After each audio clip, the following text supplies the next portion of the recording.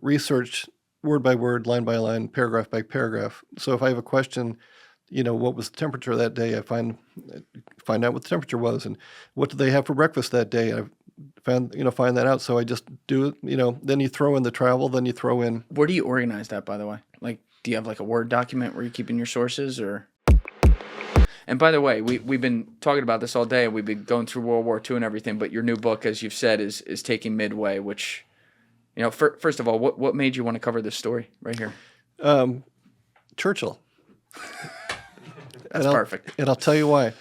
The end of taking London is when, like I said, August 1941, Churchill gets on the HMS Prince of Wales, sprints across the Atlantic, meets with Roosevelt in Newfoundland, and there's huge American and British contingent gets together. It's a remarkable moment. And then that's how taking London ends. Because that's kind of because the two of them get together, they form the Atlantic Charter on that. And before the U.S. is even in the war, they're making plans about how the war is going to be waged and what the world's going to look like afterwards. So that's how I opened this book, because the HMS Prince of Wales left that engagement, sailed to Singapore as a show of force, gets there just in time for the attack on Singapore that took place parallel to Pearl Harbor, because there were numerous attacks that day. It wasn't just Pearl Harbor. I don't know much about that. What happened? So when the Japanese launched their wave of attacks, so we think of December 7th, 1941 as Pearl Harbor Day. Right. Okay.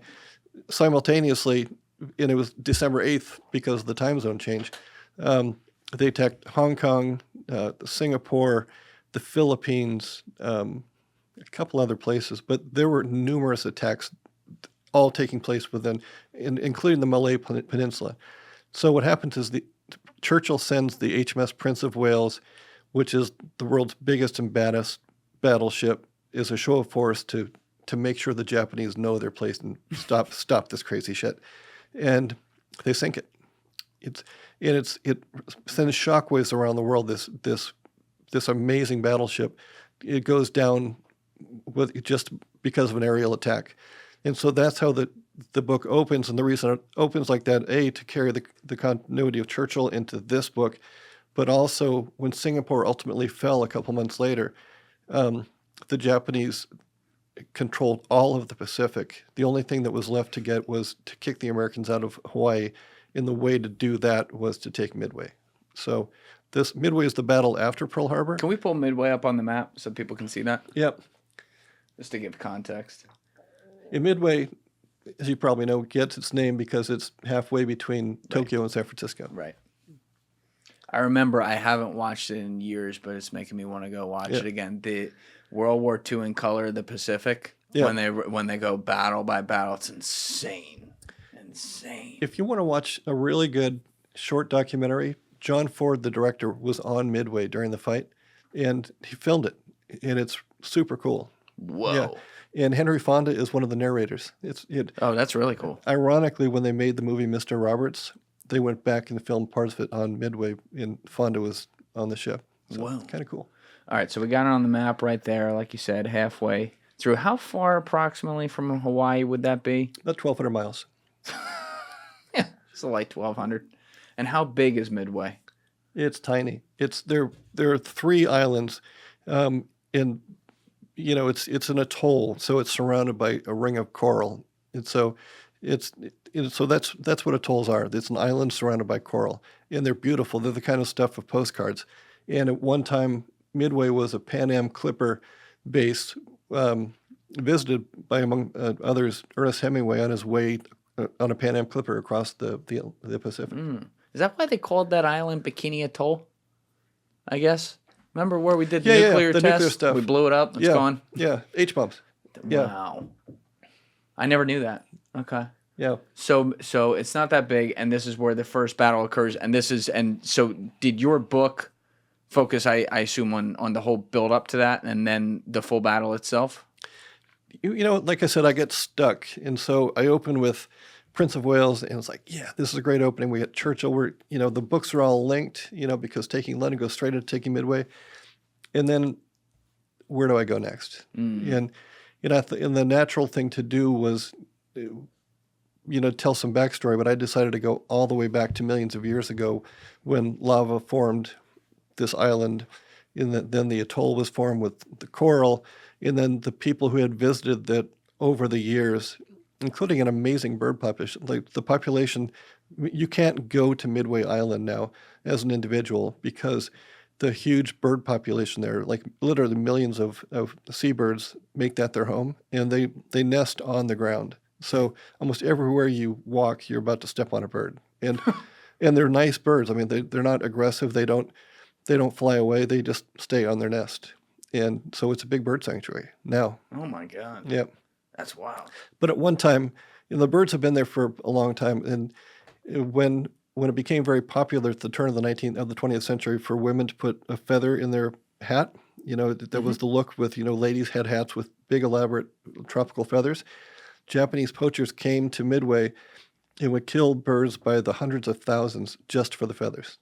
So we actually had to send the U.S. Marines in like 1903. Teddy Roosevelt sent the Marines in to stop the bird poaching.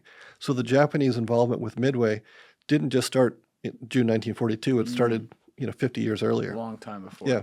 It's so crazy how all these little minute parts of history end up tying together. Well, I'm going to go on a complete tangent, but Let's do it. The reason we 1803, I want to say, Alexander von Humboldt is an explorer. He's on the coast of South America, and he sees this ship that has this hold filled with yellowish material, and it turns out it is bat guano, or I'm sorry, bird guano, which is bird poop, which is being used as fertilizer by the local farmers. He takes some home with him to Germany, gets it tested. Turns out like it's super fertilizer. It's like the magic grow of its time. And so European farmers start using it. American farmers start using it too. And all of a sudden, the search for bird guano to fertilize crops becomes a worldwide pandemonium. It's even I can't remember the name of the president. One of the presidents even used it in his State of the Union address to say, we need more bird guano. We need more bird poop. Yeah, it's that. Mostly it's because farmers in the South, their cotton crop would leach the soil of all the nutrients. Farmers in the South needed more fertilizer. So the reason an American ship went and found the island of Midway in 1859 was because he was looking for bird poop. Bird poop. And he found bird poop. Oh and my so God. it became an American protectorate. So there we go. Always leave it to America. We're going to find the capitalistic levers. You're going to find where that money is, boy. Find that bird poop. That's it. So you were telling me, though, you wrote this in 6 months? 6 months, yep. How the hell do you write? How many pages is this? 350 pages? 348? Something like that? I think so. Yeah, right around there. About 90,000 words. All right. 90,000 words, 6 months. That's at least 500 a day. But again, fully edited, all done in 6 months? Done. Historical research done, which means you're not writing necessarily every day. All that other stuff involves stuff where you're not writing. How the hell do you get this done in 6 months? What's your process? Every book takes me about 6 months. That's just the number. And I just figure out the story, and I do a little pre-research. I mean, I want to know in broad brushstrokes what I'm about to write about. But then I literally research word by word, line by line, paragraph by paragraph. So if I have a question, what was the temperature that day? I find out what the temperature was, and what did they have for breakfast that day? I find that out. So I just do it. Then you throw in the travel. Then you throw in. Where do you organize that, by the way? Like, do you have like a Word document where you're keeping your sources, or? No, you give me too much credit. I have. It's like it's in there somewhere. I literally have I used to do actual physical books. Now I'm starting just to do more digital books to do my research. But next to my chair in my office, I have a large bag of just books. And when I'm done with that current book, all those books go to the Friends of the Library from my local library. So I just give them, 50 books, 60 books. But I also have a big sheet of butcher paper about 6 feet long, 7 feet long, that covers one wall of my office. And I take a Sharpie and I outline the book, I outline the chapters. And once I outline it, I don't really look at it that much unless I'm stuck, and then I kind of move some stuff around. But it's really just a process of getting out there and writing every day. And I don't write on Saturday and Sunday, so it's 5 days a week of just 4 to 5 hours of just getting lost. And when I come out of You my don't office, write on Saturdays and Sundays ever. I don't really, it's just at some point you got to take a break, right? Good for you. Yeah, I like to enjoy my weekends. But, when you go deep in the weeds and you're really, like, between the writing and the research, it's full immersion. Like, I'm mentally and physically, I should say emotionally transported to whatever time I'm writing about.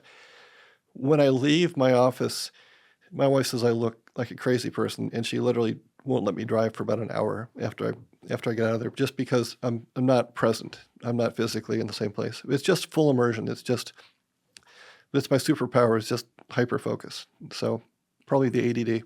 Do you have a routine when you wake up every morning that gets you to your desk eventually?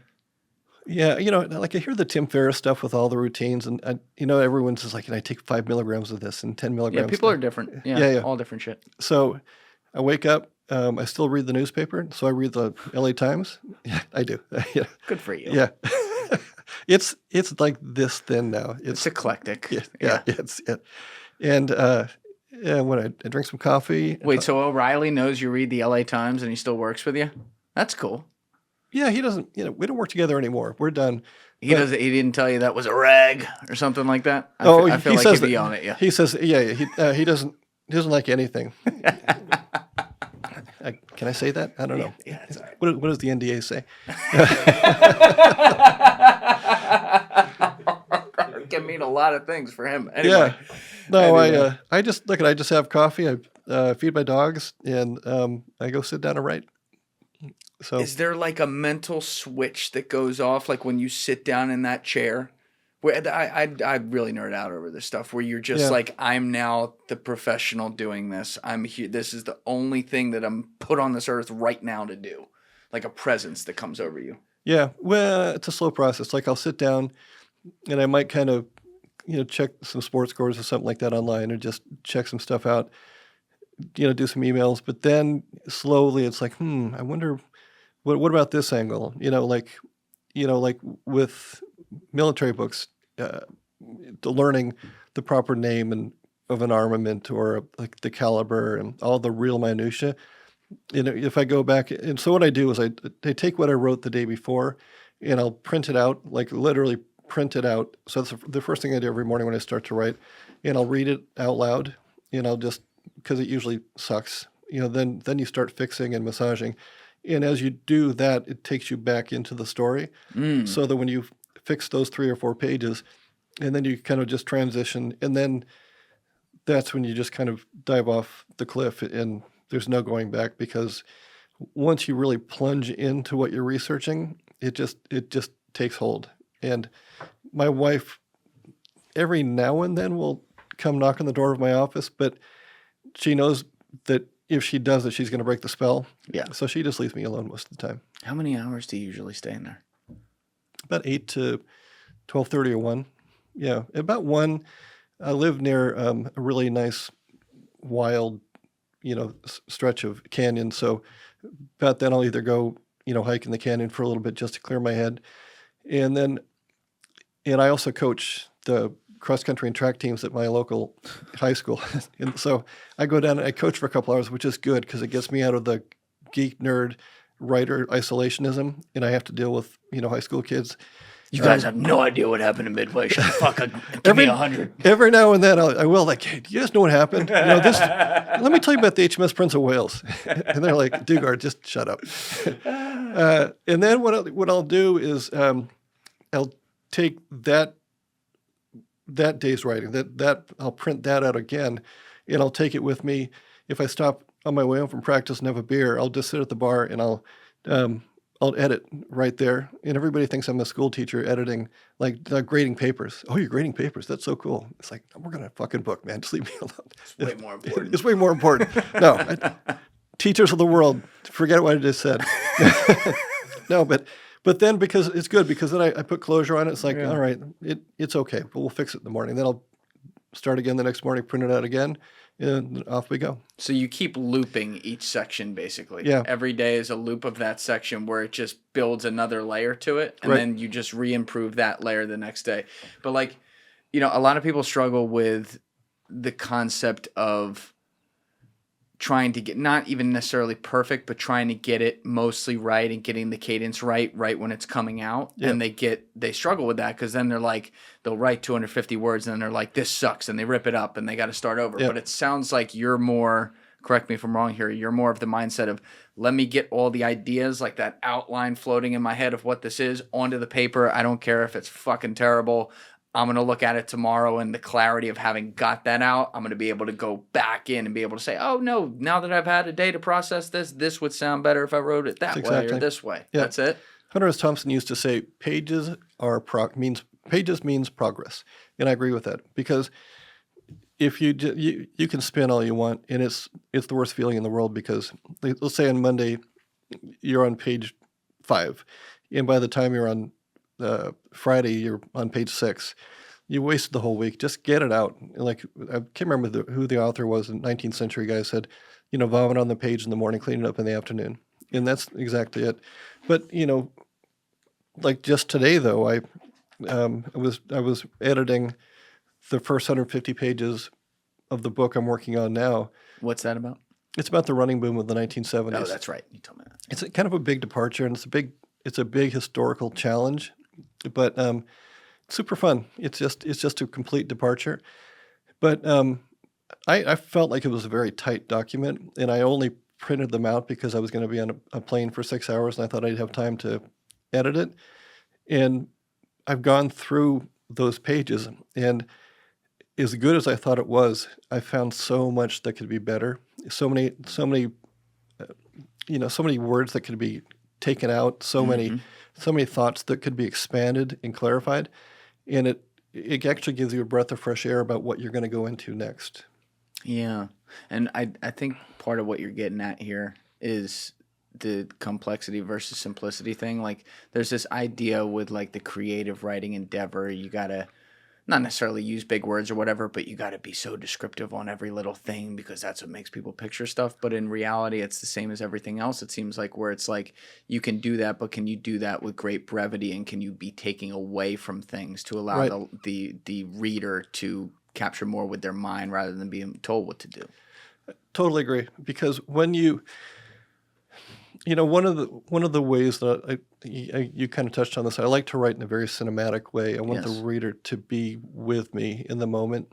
And if you have too many words, too many thes and its, or just a dumb plain statement, the reader can feel it. And if it's too busy, you take the reader right out of it. And I want people to just be turning the pages. I want them to be in the moment completely. So if I'm saying something redundant, or if I have a paragraph that is beautiful but unnecessary, it has to go. It just, anything that takes it's just about the story, period. Do you ever run into struggles writing where you hit writer's block or something like that? I have a mortgage, and so but David Mamet one time said, he goes, I go to my office every day. Some days I don't get anything done, and I just take a nap. But I'm in my office every day, and that's kind of the same thing. Like, if I go in my office and things really aren't working, I don't start going online and kind of poking around, Right. and I stay there, and maybe I'll look at go sideways. It's like, okay, what do we know about the Spitfire that we didn't know before, and just kind of find a way to weave it into the story, and it kind of pulls you out of any blockage. So you're finding places of inspiration to bring on new ideas, Yeah. just wherever they may be. Yeah, and it's always fun, and I read voluminously away from history. So when I read for pleasure, I tend to read things that have nothing to do with history, usually like a Robert Ludlum book or a spy thriller, just because I want to feel the pace and stuff like that. And every now and then, when I'm doing my own writing and I start getting really artsy fartsy, and I kind of feel like, man, my words are so pretty, it's like, just stop it. Just really focus on building this story, make what layer can we add, what layer can we subtract, just what is going to make this feel so three-dimensional that people feel like the characters are standing right in front of them. Thank you guys for checking out this clip. If you haven't already subscribed, please subscribe and hit the like button on this video. It is a huge, huge help. And if you'd like to check out this clip's full podcast episode, that link is in the description below or right here. And finally, you can follow me on Instagram and X by using the links in my description below.